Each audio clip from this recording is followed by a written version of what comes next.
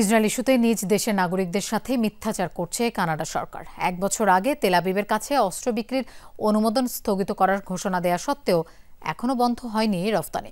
সমালোচনা এড়াতে যাত্রীবাহী বিমানেই পাঠাচ্ছে সামরিক সরঞ্জাম। মঙ্গলবার প্রকাশিত এক রিপোর্টে উঠে এসেছে এই তথ্য। প্রতিবেদনে বলা হয়েছে, ভোটারদের ক্ষোভ কমাতেই নির্বাচনের আগে অস্ত্র রফতানি বন্ধের ঘোষণা দিয়েছিল ক্ষমতাসীন লিবারেল পার্টি। তবে সে কথা রাখেনি তারা। আর এইটা ওইটা না, কাপড় ধোয়ার একটাই সলিউশন, চাকা অনেক ওয়ান। গাজায় ইসরায়েলি আগ্রাসনে মুসলিম বিশ্ব তো বটেই, সরবনে এক পশ্চিমা দেশও। নিজ দেশে জনগণের ক্ষোভের মুখে বছরখানেক আগে তেল আবিবে অস্ত্র রফতানির অনুমোদন স্থগিতের ঘোষণা দিয়েছিল কানাডা, যদিও সে সিদ্ধান্ত কার্যকর করেনি Ottawa.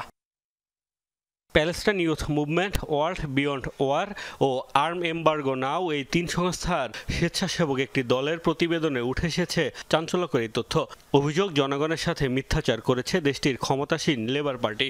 Exposing Canadian military export two Israel শীর্ষক ৫৮ পৃষ্ঠার নথিতে বলা হয়েছে, গাজায় গণহত্যার পরও ইসরায়েলকে অন্ধ সমর্থন দেয় যখন ক্ষোভে ফুঁসে উঠেছিল কানাডার সাধারণ মানুষ, তখন নির্বাচনকে সামনে রেখে ভোটারদের মন জয়ের লক্ষ্যেই ওই ঘোষণা দিয়েছিল তারা।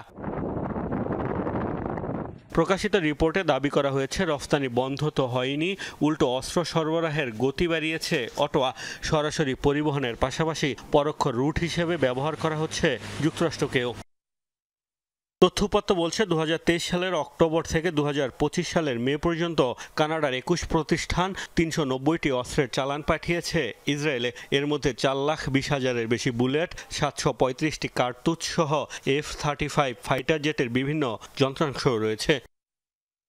বিতর্ক এড়াতে চতুরতার আশ্রয়ও নিয়েছে কানাডা। প্রতিবেদনে বলা হয়েছে, তাদের শনাক্ত করা ১০০টি সরাসরি চালানের মধ্যে ৭০০টি বারই সামরিক সরঞ্জাম পাঠানো হয়েছে যাত্রীবাহী বিমানে। পশ্চিমা বিভিন্ন এয়ারলাইন্স ছাড়াও ইসরায়েলে অস্ত্র নিয়ে গেছে আবুধাবি ভিত্তিক ইতিহাদ এয়ারওয়েজও।